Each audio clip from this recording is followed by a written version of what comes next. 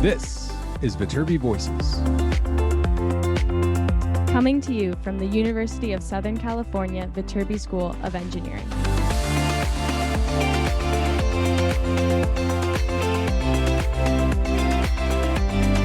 We're here to give you the inside scoop about research, classes, student life, and so much more. All of these shared from our students, faculty, and other members of our USC community.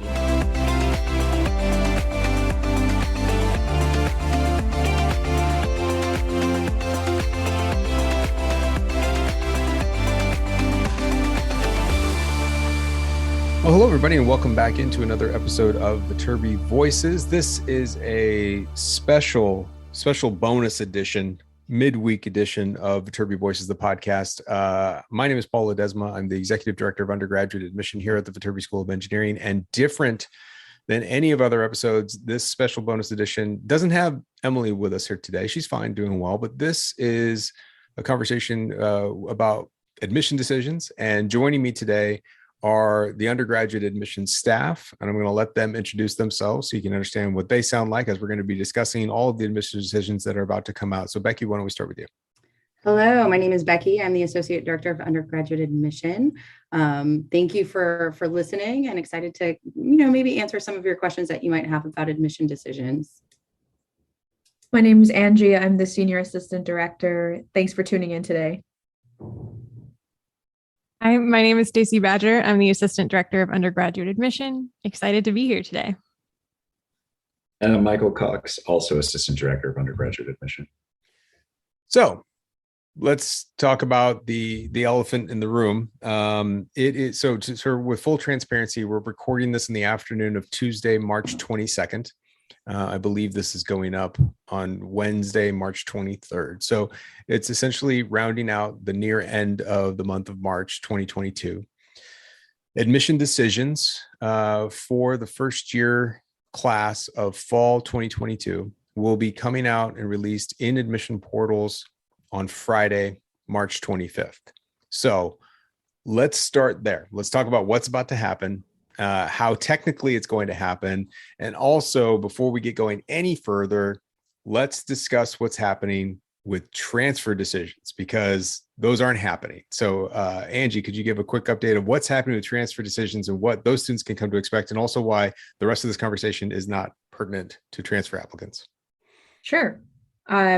So for those of you who have applied as transfer students, decisions for that will not be out until the end of May. And so this is a podcast relevant for first year applicants who are getting their decisions today. So again, if you're a transfer student, we are going to be working on file review for your application, and you should get an admission decision or a spring grade request by the end of May. And that's pretty much all you need to know. And you can click pause or click away if you are a transfer student now. Yeah, well, before they go, if they have not updated us with winter, if they're in the quarter system, if they haven't updated us with winter grades, if we don't, whatever the most up-to-date grade report is, make sure they're going into their portal and submitting those documents so that we always have the most up-to-date information. Essentially, get us information before we have to ask for it. But we're in the middle of that review process, and that process takes some time. So just as a heads up, that's where the transfer application. So whenever we release anything, my favorite is to watch Instagram whenever there's an announcement about, first year decisions coming. The first question is, what about transfer applicants? I'm like, yeah, I get that, but your process is later. I think a lot of students get confused that process does take a lot. It's next in line because the application deadline was 2 months before some of our other stuff that we've done with freshmen. So, or first year students. So anyways, I want to make sure we address that right off the bat. All right. So where we land with fall 2022.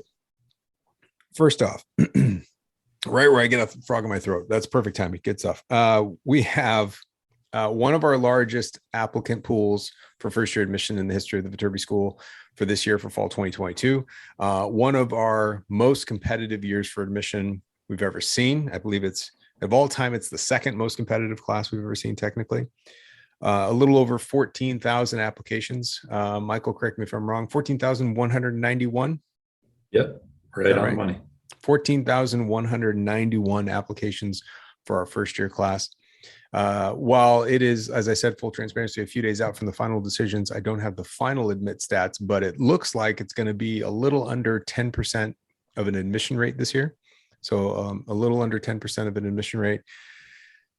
No matter which way you slice it, that's not good for all the people that applied. And I'm the first person to tell people that of the work that we do, 90% of the people think we do a bad job at it. And that's essentially what we're about to get into, which is we have a fantastic applicant pool. And I think that you all can jump in here in a second here and explain kind of what it was like to read through these applications. But in reading through the applications that we read through, fantastic applicants, really great students. But at the end of the day, we have a small school. And we're only admitting a small percentage of students. And this time of year is exciting for us, and it is equally frustrating and painful for us because none of us like giving bad news, but we're about to give bad news to about 90% of our applicant pool. Can each of you jump in here about what it's like to read through these applications, connecting to students, understanding them, but also realizing we have some limits here? Yeah, I mean, I think everything Paul just said is when you think about an admission person's job, the majority of our job is telling students no. And no, unfortunately, we can't offer you admission.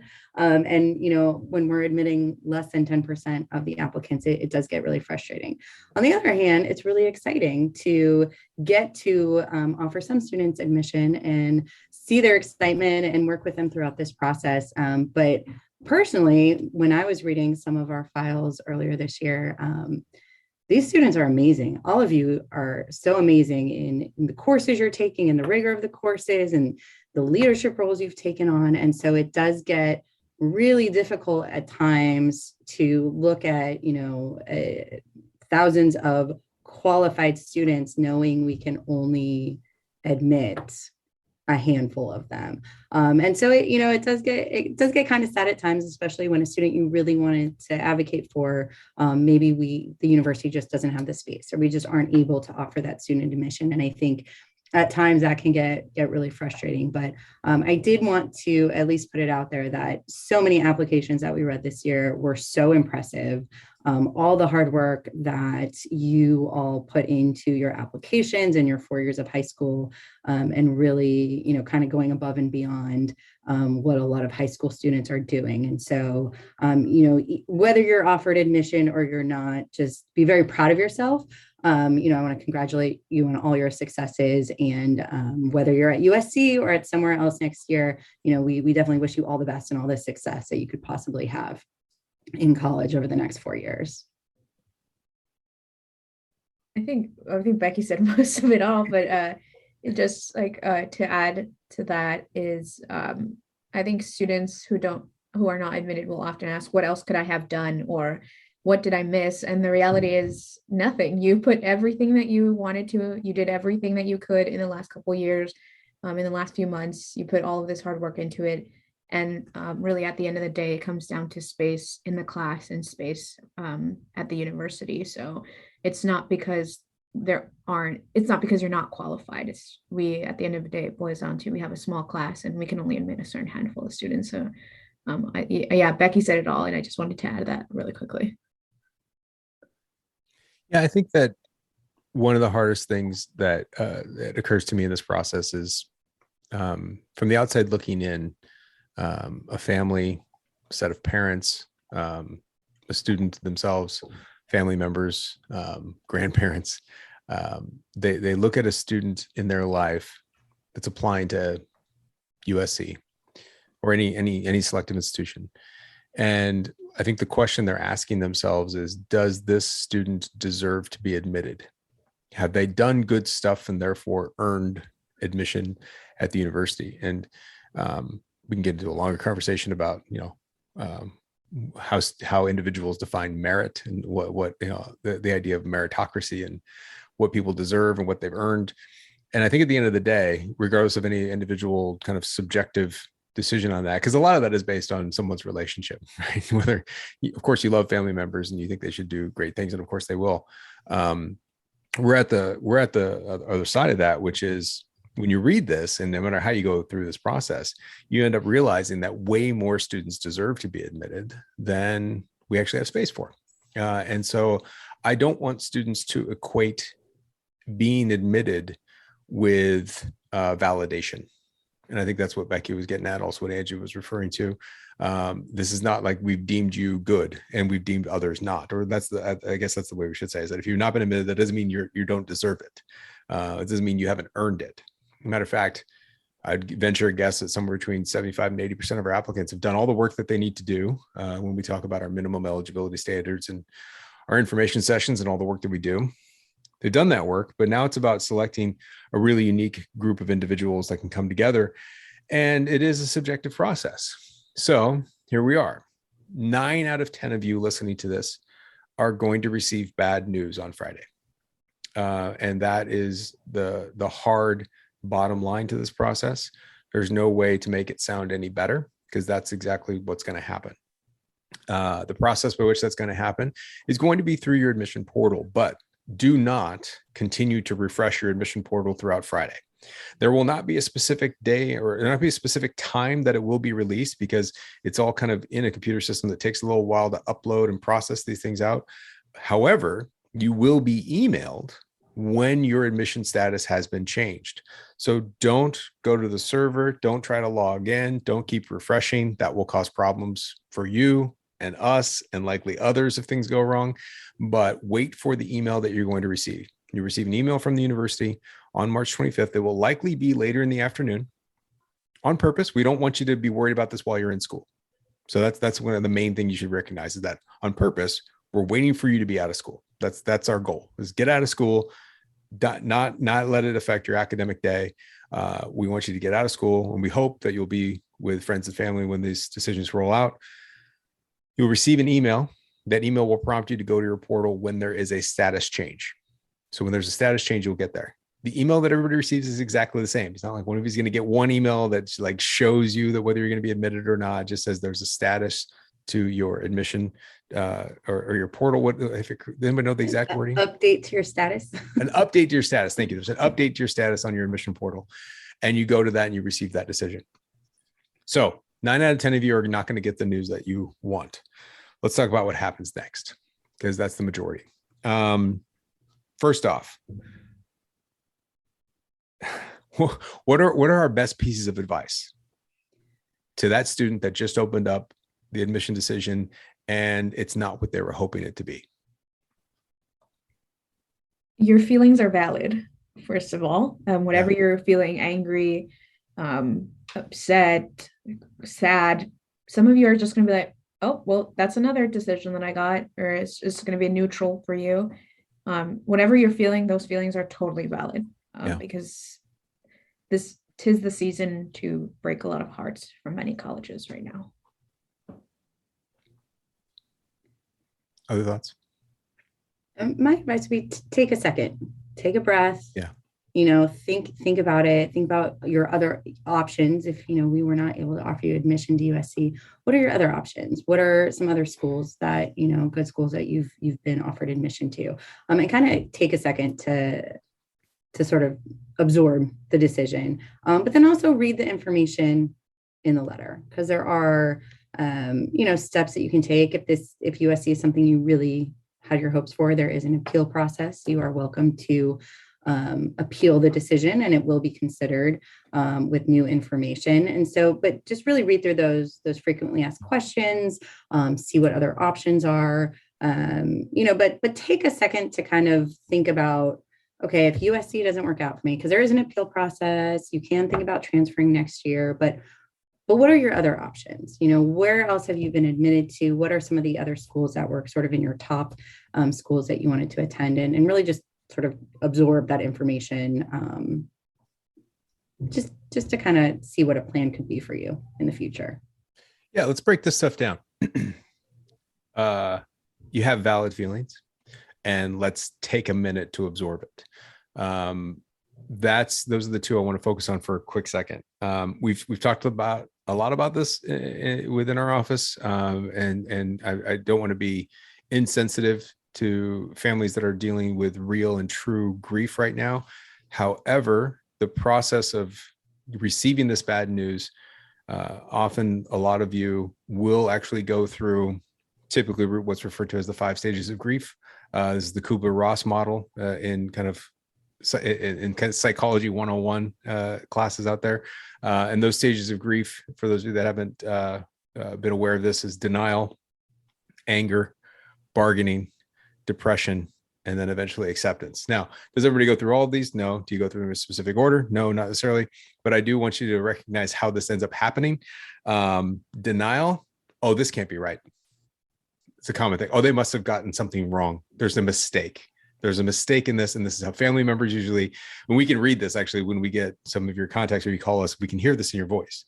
Like, you must have gotten something wrong, yada, yada. And no, we'll tell you right now, there's nothing wrong. These decisions are very carefully crafted. There is not a mistake. Anger, that's pretty clear what that means. But what we've talked about already is that, you're going to wonder, like, why me? This isn't fair. I've done everything I'm supposed to do. Bargaining ends up happening in the way that you think about ways of which you can get us to change our mind. How can I get this changed? What do I need to do to make this right? Type situation. The depression phase, that word I think is overused, but it's just this idea of, not feeling like you want to go through with anything else as a result of that, and really kind of feeling down on yourself. Of course, I'm simplifying this, but to have it take your energy and life away from the things you're doing, we don't want that to happen. And then ultimately, it's that form of getting to acceptance. And sometimes you have to go through these ideas of understanding it, but we want to help you process that as much as we can through this conversation, and also recognize that those feelings are valid, which is also why Becky mentions sit with it for a little bit. And it's okay to have those thoughts. It's okay to have to go through those ideas. And it's okay to talk to people about it. But we will tell you that decisions are final. This process is there. It's kind of locked in. We've got our process. There's no way to change that. There's no way to go back to that. It's just the idea of space. And that's really what it comes down to. And then on the other side of that, if you go through this process and you are feeling like, no, I want to go through an appeal process, we have that baked into our process. We have that baked into our system. And that is inside of the document. So as you're processing this, or as you're trying to understand it, or as your parents are trying to understand it, I encourage you to share with them everything that we included, the university included, on the admission decision. So not only is there a letter that shows you the status, but attached to that letter is what we would call an FAQ, or frequently asked questions. And that answers most of the frequently asked questions that you or your family are going to have. Please share that. Make it a transparent conversation at the dinner table. Talk about these things. Don't assume you know why something happened or how it happened. Just refer back to the FAQ. It's amazing to me how many questions we get where my answer is literally copying and pasting the FAQ back to the student, because that's essentially what you're wondering and worrying. And inside the FAQ, the most frequently asked question is, how do I appeal this decision? And it is a very straightforward and strict process. Can we detail that right now of what's going to, or at least give a little bit of bullet points as to how that appeal process works? Okay, yeah, sure. I'll take this. So I believe, so it's going to be all done in the portal. It's a 1-page letter. You write your appeal, stating new and compelling information. So think back to what you already wrote in the application. This is new information that wasn't presented to us previously. That's what should be. We do not and are not accepting letters of recommendation or any additional documents through this appeal process. It should just be a 1-page letter that you upload, and that's pretty much all you can do. I believe the deadline is Monday, April 11th to submit. And I would definitely say this, don't wait to hear back from us before making a decision on where you decide to commit. If you're thinking about other colleges, you will not hear back from us on an appeal decision until May 13th, which is well after the deadline for most, if not all colleges, the national reply deadline, May 1st. So Monday, April 11th, submit your appeal letter. If that's what you're doing, you'll hear back from us Friday, May 13th. Not a lucky day, but important to clarify and repeat what Angie has mentioned. She got nothing wrong there, but I want to clarify and repeat a few things. That means you don't email us. That means you don't send us anything. That means you don't come to campus. That means you don't ask to meet with somebody individually. We won't do it.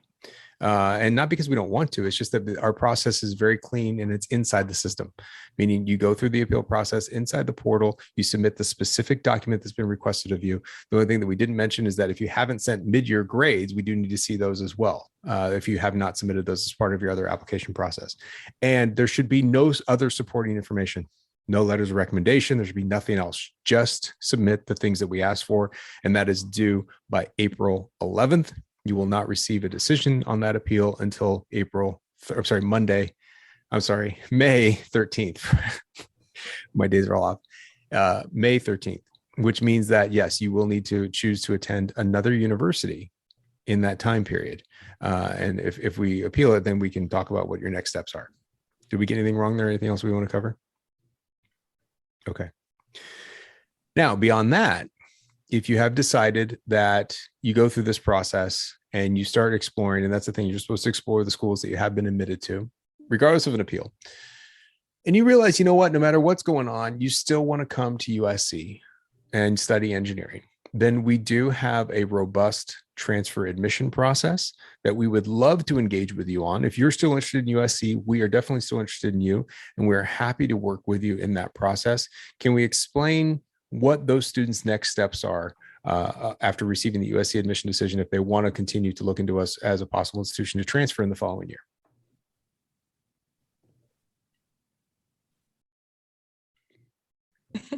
I'll go ahead and talk about this part.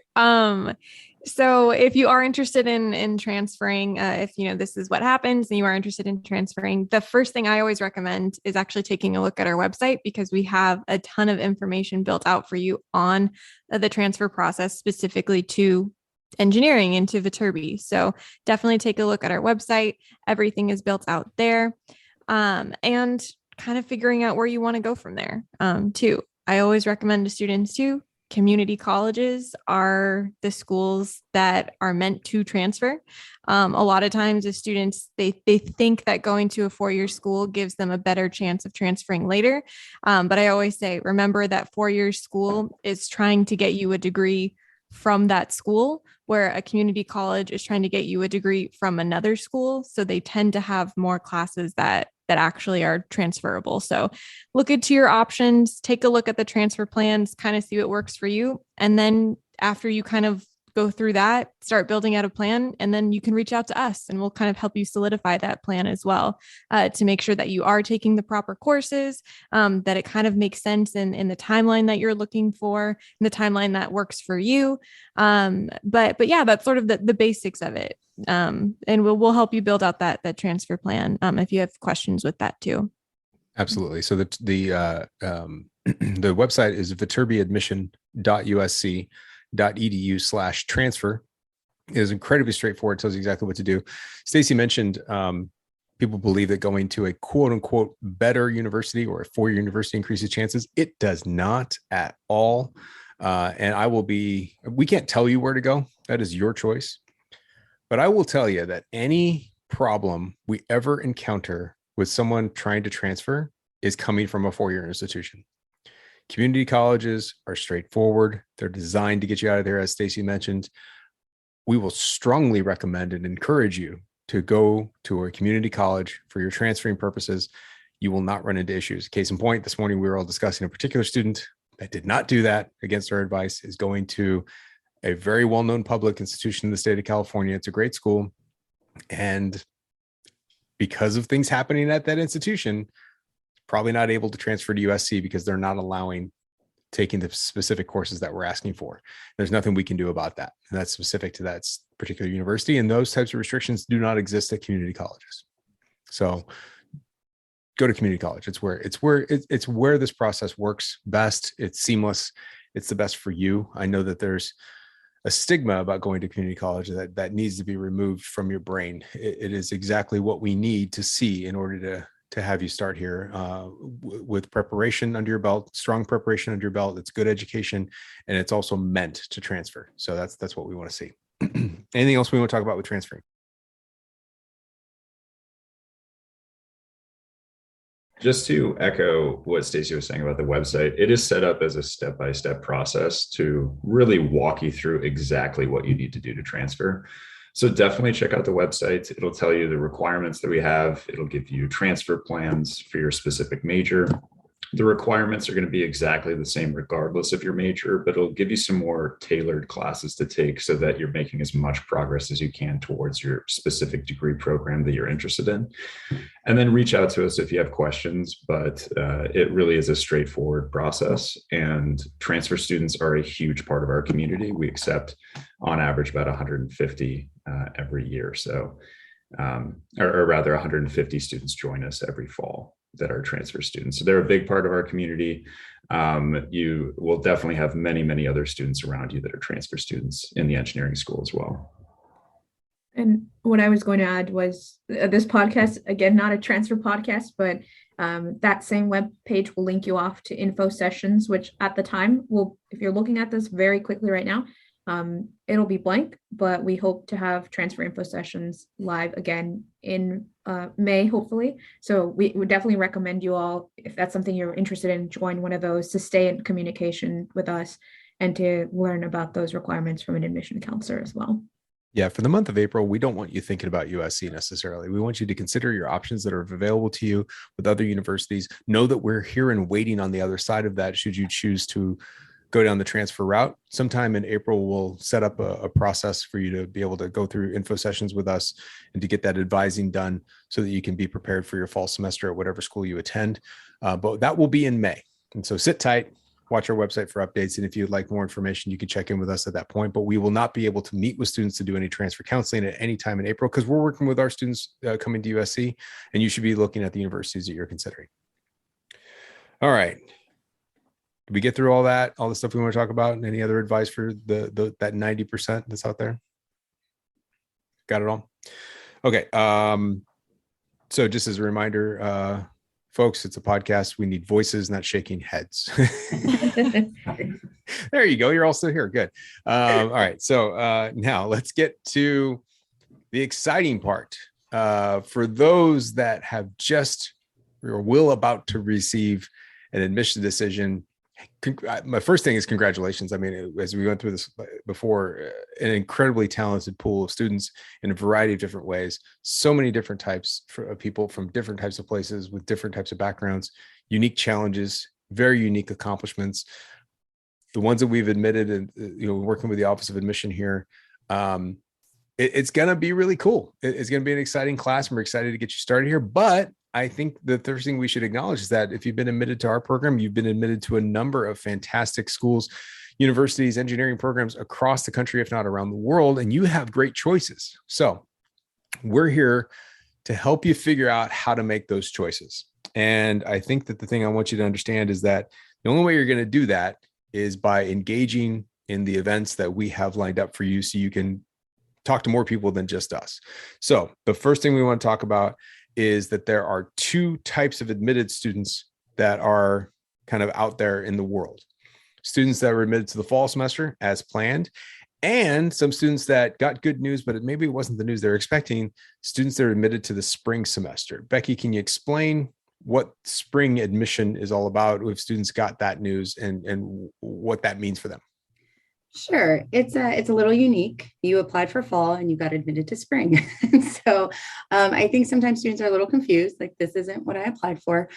Spring admission is pretty different. I think a lot of schools have wait lists. We do not have a wait list. We have spring admission instead. And basically what that means is you are admitted to start at USC in January. So you are admitted, you can start in January and go through that process. If you want to take us up on that offer, you will need to submit an intent to enroll. It's just a little note saying, and you can do this through your portal, saying that, yes, you're going to take up USC on our offer of admission for the spring semester. However, should there become space in the fall class, if you submit that intent to enroll, you will be considered to move to the fall. So that's how it's sort of like USC's wait list, and it's a little bit unique in that sense. But it's different because you are admitted to the spring, you can start in January. Now, your options, if you stay in spring admission, being a spring admit, you have the fall to do what you want to do with it. You can get a job, you can take classes. However, if you're interested in engineering, we strongly recommend that you take classes in the fall semester at another institution. Again, strongly recommending a community college, because the courses taught at community colleges are designed to transfer to other universities. And so we do strongly recommend that you take those courses just so that you stay on track. You're getting math, science, GEs, writing courses completed in that fall semester so that you are on track to join us in January and graduate with your class in May, 4 years from now, whatever that 2026. And so those are our recommendations, and just sort of a little bit about the spring admission class. One thing I do want to mention is there is no appealing a spring admission decision. Yeah. Some students ask, how do I appeal and get fall? We've been admitted, you can't appeal and admit unless you want us to reconsider your admission. Yeah. Possibly change it the other way. So you cannot appeal your spring admission decision. To be considered for fall, all you need to do is submit that intent to enroll by May 1st. No deposit is required at that time, and we will consider those students if space becomes available in the fall class. Yeah. Spring admission, not a wait list. It is a admission to the university guaranteed. You're going to start in January. We use it as the de facto wait list because we don't like giving out, well, you might be admitted like a lot of other universities do. We don't think that's a good way to go about it. So we want to give you the guaranteed admission and the possibility that there might be fall. And to be clear, because it is very specific on who comes over to fall. Oh, how do I understand my chances of getting into fall? You don't, and we don't either. It's all major dependent. It's all based on who doesn't fill the class when we're looking at our projections of who we think is going to enroll. And so, for example, in the last couple of years in the Viterbi school, we haven't really used it. We've had everybody come that's going to come. I don't know what's going to happen this year. But even if we bring in anybody from spring to fall, it's going to be pretty small, but I don't know, right? This is all dependent on all of you out there with your admission decisions on how you choose to attend a university. It's somewhat of a fail safe for us to be able to enroll the class. But again, we haven't used it recently. So there's no reason not to say you're going to come because you don't have to submit that commitment deposit, and just say you're going to come with the chances and then see what happens over the summer. That's totally fine by us. We'll be able to work with you on that. Okay. So all admits, regardless of fall and spring, we want to get you to come to an event. And because at the events, you have the opportunity to engage, you can see things, you can interact with people, you can understand more about the opportunities for you to make this place your own. I mean, that's ultimately what this is about. It's not choosing the best institution over another, because that's pretty hard to do. It's about whether it's going to work for you. And we think the only way to do that is for you to come on campus if you can. That's the primary thing. So Michael, can you talk about our upcoming on-campus events? And for clarity purposes, these are open to all admits, fall and spring. And we got a lot of options for you. Yeah, so whether or not you've been to campus before, we highly, highly recommend that you come to these on-campus events. You're going to be able to get to meet faculty members. You'll get to hear from the admissions staff. You'll get to meet current students. There are 7 of them in the month of April. They're spread out through April. These are the ones during the week. We also have one weekend event as well on April 10th. Only register for one event, though. You only need to go to one. You don't need to go to multiple ones. They're all going to be the same. You're going to get the same opportunities. But these are a really, really great way to start to picture yourself at Viterbi and just get a better idea of what campus life is like. If you can't make it to campus, though, we do have some off-campus events, but I do highly, highly recommend that you attend one of our on-campus Explore events. Yeah. So to clarify, the weekday events are called Explore USC, and that's outlined in the PDFs on your portal. It's also, you can sign up for that inside of your admission portal. Explore USC is a full day weekday event. It is the premier event, is the best way to go. If you're unable to make it during the week, then we do have one weekend event, which is referred to in our systems as the Admitted Students Day. And as Michael just clarified, you don't attend multiple of these. They're designed to get you everything you need in one of these programs. Sometimes we get students sign up for like the Explore on Friday and then come to the Admitted Students on Saturday. I'm like, it's the same thing, man. Like, it's just different. It's a different kind of setup, but it's the same stuff. There's only so many ways to skin a cat. So I don't think we can have, don't sign up for multiple things. Sign up for one thing. Also, because spots are limited at each of these events. We try to make these different than other universities where there are large, like big campus visit days where thousands of people are there. We have like this one weekend stuff. We try to create these smaller environments so you can have time to engage and talk with people and understand what's going on. And Explore USC, oftentimes what happens, students register for Explore USC, then they immediately email us in the engineering school and say, hey, I've signed up for Explore USC, but I'd like to learn more about the engineering school. And they ask us for all these things like, I want to talk to faculty members. I'd like to meet some of our students. I'd like to see facilities. I'm like, that's what we do at Explore USC. So as a heads up, Explore USC, you spend the majority of your time with us in the engineering school. We'll talk specifically about our engineering undergraduate programs. We'll talk about all the things that you want to know. You'll meet dozens of our current students. You'll sit down with faculty from your specific academic major. You'll see a facility or see some sort of lab demo related to your specific discipline so you can understand tangibly what your future is all about. We'll be discussing curriculum and co-curricular experiences. Parents will have an opportunity to go to a lunch with faculty members. Students, you'll go off with some of our current students off to a lunch on your own. So we split you up. You can have different experiences that way. And you'll have opportunities as well to absorb more about the university and understand student life and understand what housing is like and just be on campus and really kind of see what it's all about. Explore USC is your best option. If you can't do that, come to Admitted Students Day on April 10th.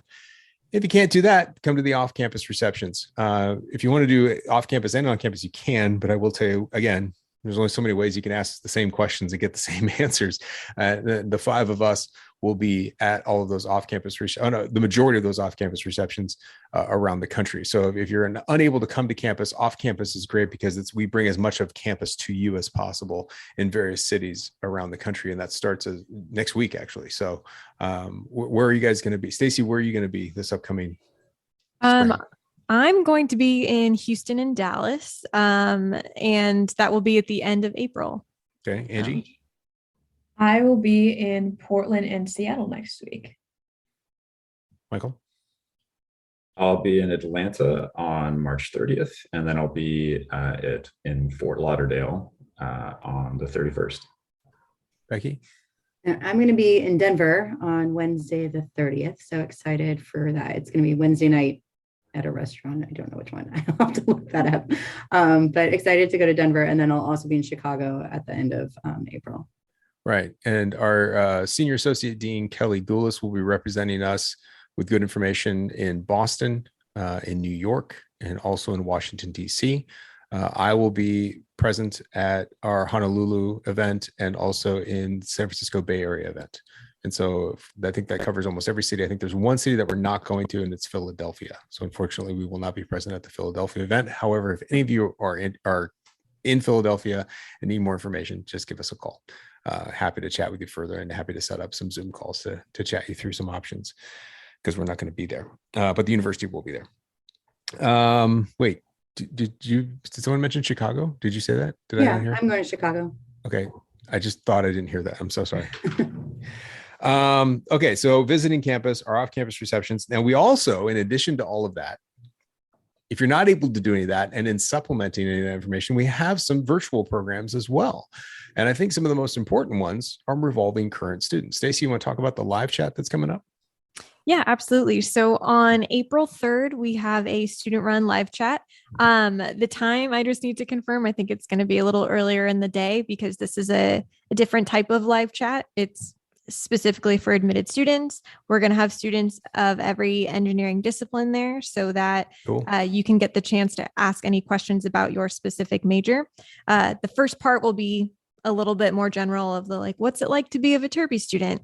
And then near the end of the session is when we'll actually split you into little breakout rooms so that you can ask them specific questions towards your major as well. So this is pretty exciting. Our students love doing this type of live chat as well because admitted students like you all get into the nitty gritty of wanting to know what class is like and all of the, coding languages and all of these specific things that you've been maybe waiting to ask and maybe you've been doing some research on. And so it's just really exciting, but that will be happening on April 3rd, Sunday, April 3rd. And to be clear, none of us are there. This is completely student None run. of us are there. You can ask any of the cool kids the questions that you really want to hear. All the old folks are gone. Just ask the kids the questions. Yeah, exactly. The ones that you actually would like to hear from and their experiences. Right. They're the ones that are going to be leading the whole thing. Right. We will also have a virtual presentation that will replicate the information that we're doing in our on-campus events, which we're calling our virtual keynote. What's the date of our virtual keynote? Does anyone have it in front of them? I want to say it's the 22nd. I think so. Yes, the 22nd. Yeah, The it's in 22nd, the the admission 22nd. portal. It's in the admission portal. We're going to hold that. So for all of you international listeners, if you're unable to visit the campus, if you're able to make that trip to campus, totally understandable. We have a virtual event for you to check out, and we'll also record that session and send it out to you if you're unable to make the virtual session. So you've got the live chat. We'll have a virtual keynote toward the end of the month, and scattered throughout the month. Michael, do you want to talk about demo classes? First, let's talk about what demo classes are. And I know we don't have all the specific details, but we have some good ideas that are out there. Yeah, so we're still putting these together and getting them scheduled, but essentially this is going to be a chance for admitted students to be able to see what it's like to sit in on an engineering class. They're all going to be virtual, and they'll be spaced out throughout the month of April. Most of them are going to be in mid-April. The couple that we have locked down, let me see if I've got them pulled up. We have intro to aerospace. I believe we also have a flight mechanics one. We have one in astronautical engineering, one in civil. But I would recommend that students attend as many of these as they can, even if it's not relevant to your major. It's still fun to sit in on an engineering class, and then you can just ask the faculty member any questions that you might have at the end as well. Yeah, we've designed these with help from our faculty so that the faculty are spending time only with you as admitted students to give you a demo of course material that they regularly teach, or give you some sort of an overview, but also allow you to get to know them a little bit better, understand teaching styles, understand what's happening. And it's not a live class, so the faculty are able to talk to you directly and engage with you, not only teach you a few things, show you what's going on in that particular discipline, but you get to know them a little better. We found in the past when there used to be visits, class visits, you'd sit in the back, you wouldn't get anything, you'd walk out, you don't really have that engagement opportunity. So we've created specific demo classes with our faculty that are focused on just talking to you and helping you understand what's going on, and they are scattered throughout that. So check your portal for the specific dates, times, lecture topics, class topics, and they are at various dates and times throughout the month of April. I encourage you to check those out, which are really, really cool. So last but not least, this is all about leading to one decision that you have to make, and that is you have to decide which university you're going to attend by May 1st. And so in order to decide whether you're going to attend USC or really any other school, you have to submit your enrollment commitment deposit. I don't know what we specifically call it. We use it all over the place, but making sure you get in. I think you all refer to it as admitted students as the SIRs, or the student intent to register. I always call it a commitment deposit, meaning you're signing on the dotted line. You're saying, yes, I'm coming. You do that inside of your admission portal. That's the only way to do it. And then you need to pay your commitment deposit. Commitment deposit, am I blanking this? 500, 300? It's still 300? Okay. Yeah. This is how out of touch I am. $300, get your commitment deposit in no later than the end of the day on May 1st. That is a big, big deal. And so that is how you lock in and hold your place in this incoming class. And you need to do that. And we cannot extend that deadline unless something horrible happens in the future to everybody. But we cannot extend that deadline. So we often get questions, can you just give me a couple more days? No, we have to be able to get that in. We have to understand who's coming in, and other universities need to understand as well. It's what's called the National Candidates Reply Date. And it's what pretty much all the universities out there will rely upon for you to decide where you're going to enroll. And if you're deciding not to come to USC, I really ask you to go into that and say that you're not accepting our offer of admission. And so do that no later than May 1st, but I would encourage you to do that as soon as you know. If you know you're going to go to another institution, go ahead in there and tell us that you're not coming to USC. And one thing that would be a benefit to you is we'll stop contacting you. We'll stop asking you, are you coming? We'll start sending you more emails about things that might be able to happen at USC. We don't want to waste your time. And so if you know where you're going, you should go in right away and tell us that you're attending another institution. That would not only help you, but help us as well. We'd appreciate that. Is there anything else that we should be talking about when it comes to these big dates and deadlines coming up? Well, so one question that students might have that we haven't covered is financial aid. That's going to Thank be a big part of many students' decision is going to be the finances of it. It's a huge investment. It's a huge commitment for a lot of students. And so one thing that I think is important for students to know about USC is we're a need blind institution. So we all work in admission, and then there is a separate financial aid office that works with need-based financial aid. If you haven't done so, hopefully you have, but if you haven't, you want to make sure you've submitted all the financial aid documentation to the financial aid office, the FAFSA, the CSS profile. There's something else I'm missing. Any documents that may be asked of them it's a case-by-case situation after that. Make sure you submit that if you have not already, if your family is thinking that financial aid, need-based aid is something that's going to be important to your decision. Once admission decisions go out, financial aid packages should follow shortly after, a few days after, as long as all of your financial aid documentation has been submitted. If you do have any questions about your financial aid package, if you have any questions about the materials you need to submit, strongly recommend reaching out to them directly because we are separate offices. Well, we all know a little bit about financial aid and what you need to submit. The real professionals and knowledge is going to be with that financial aid team. And so reaching out to them directly about your specific circumstances, if there's any additional information that they need in order to create a financial aid package, if there's been any changes in your finances in the last year due to whatever it might be, make sure that they know about it and work directly with that office. Yeah, I want to be even clear. There's nothing we can do. And sometimes we get emails like, oh, I would like to appeal my financial aid decision. If you have more information or something that they didn't know, you need to talk directly to the financial aid office. There's essentially a firewall built between financial aid processes and admission processes because we're a need blind institution. In other words, we make admission decisions regardless of whether we believe or know that someone can have the ability to pay. It's not about that. It's about bringing in the right students for the right reasons. So financial aid is separate.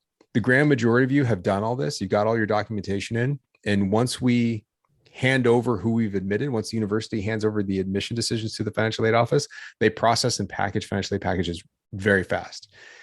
The issues always come down to those that have not submit certain documents. And so you should be checking your financial aid portal right now at financialaid.usc.edu. You can go to the quick links in the top right and you can log into My Financial Aid and be able to see whether they have all the documents they've been waiting on, because if they have that, they're able to process quickly. It's when we have admission decisions go out and then you submit information that it's going to take them longer to get back to you because they need to process that information and create the financial aid packages that come back to it. And oftentimes, as I was alluding to before, sometimes students will say like, oh, they're not keeping in mind something that I didn't tell them. Maybe they don't, maybe you believe that the financial aid office does not have a complete understanding of your financial situation. If you believe that's the case, you should speak directly to them about appealing that decision or adding more information to that process so they can consider that information. But it's not necessarily a subjective decision. It's a mathematical decision on the financial aid office's part. So anything else? I guess kind of relating to financial aid, students will ask us about merit scholarships. Thank you. Really late in the process. And so for those of you who applied, well, our merit process is done. We've already finalized that those notifications are going out soon to those students who participated in our interviews, but we have no merit scholarships to award. Everything by the time decisions go out and when we notify our candidates, everything will have been awarded. So we don't have money. So it would be a waste of time. I hate to be so crass, but to reach out to us and ask about merit scholarships because we have none. They've been awarded. And we also do not match scholarships that other universities may be offering you. Thank you. Let me break that down a little bit. There are multiple types of students that are out there in the world right now. Those that we admitted in February that went through a merit scholarship interview process that are waiting to hear their decision. Those of you that have already been admitted and waiting on a scholarship decision, as a heads up, those decisions will come out sometime next week, definitely by April 1st. Okay, so we're definitely by the end of the month. The university is going as fast as they can to finalize these decisions and get them out as early as possible, but plan on the end of the month for those of you that went through that merit scholarship process. There are some additional scholarships that will be awarded to those that were not in that pool, and those will go out sometime next week as well. But what Angie's referring to is that we've already made all those decisions. It's part of the admission process. Those are already locked in. And once we get through next week and awarding out, we're done. There's not going to be some sort of magic pool of money at the end of this, is what often we get referred to. The typical question that we end up receiving is, oh, I'm just checking if there might be additional scholarships available. The answer is no, there are not. And I'm sorry to say that and be as crass and quick and kind of just jump to the point, but there just aren't any. And then the follow-up question I get is, well, I'm checking to see if someone turned down your scholarship, and can I have that one? And that's not how scholarships work. We over award scholarships is the best way to think of it. We award scholarships knowing that only a certain percentage are going to take us back on that offer. And so any money that we put out there never existed in the first place. It's all about who's going to be accepting our offer. And we have a pretty good idea on the math related to that. So it's not like things exist later on. And oftentimes in recent years, I've gotten this question. All right, so I'm coming, I'm enrolled, I'm all set, ready to go. It's like a June email. Like, I just want to check whether there's extra money. No, there's no extra money. It's not out there. So trust me, we go through the financial aid process. Everything else overall is a very generous process, but of course, everybody is only looking at their own situation. And it's all based majority on need-based financial aid, and then merit-based scholarships are part of the application process for those that apply by December 1st. Okay. I think we went through everything. Yes. All right. Yes. Thank you so much. Thank you for saying yes, Angie. I appreciate that. Thank you all for listening. Again, good news coming out to a small number of you out there. It's a very exciting time for us. We are very excited for you. For the rest of you, I know it's going to be challenging. But hang in there, do what you can, read through the process. One thing I do know of is that you've applied to a number of schools. You're going to get admitted to a number of schools, and you have a lot of great options out there. We're excited to be with you in this process over the next month or so as you start to decide where you're going to attend. And we look forward to working with you in the future, whether that as an incoming first-year student, someone who's planning on applying as a transfer student in the future, or anything else, even if they're siblings down the road. We can't wait to talk to you real soon. Have a great rest of your week. Have a great Friday. Mentally prepare. And we're looking forward to seeing you on the other side. Bye, everyone. Bye. Bye. Bye. No bye from Michael. Just You waved. he waved. Again, he waved. He waved to a podcast. It's a podcast. I was waving to you all as well. Okay. All right. Bye, everybody.